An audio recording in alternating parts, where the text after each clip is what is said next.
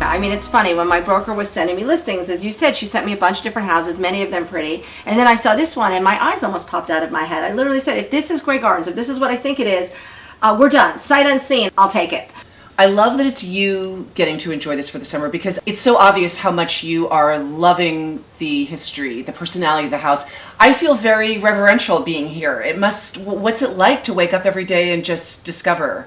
Absolutely. I mean, I feel like, almost like I'm a keeper of this history. Yes. I hope I'm doing a good job. It's been so spectacular, sort of uncovering the unexpected. Like, we have found that most of these books, for instance, where we're sitting, these were original books. They belong to the Beales. I mean, it's unbelievable. For instance, I mean, you can see so many of them. This is a social registry from 1938. I mean, that was when the Beales lived here.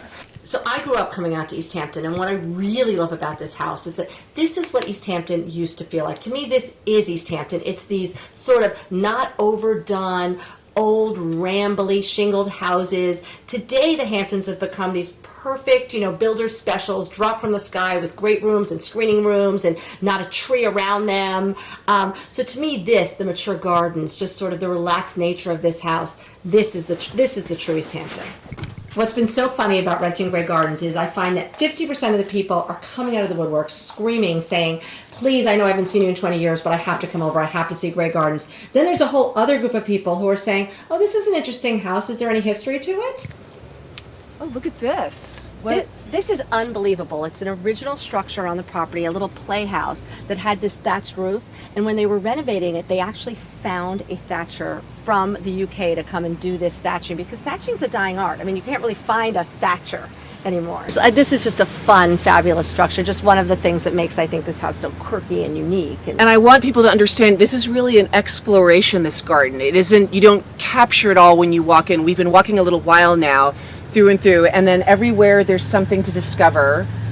Wait, Liz, is this the actually famous dog? This is the famous dog, Spot Beale. There were actually two, Spot 1 and Spot 2. I think this was the original Spot, the parent, buried here in 1942 by the Beales, before everything went kind of to seed, when they were still a nice family with a dog.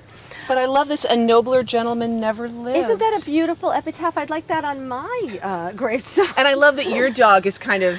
Rosie, I think there's a nobler lady has never lived. And my she's dog here Rosie, too. And she's here too. So what I've loved discovering about this house and the gardens in particular is I keep coming across things that are original. There are actually photographs of this house that we have from even pre-Beales. People think the Beales, people know this house for the Beales, but actually this house was built prior to that.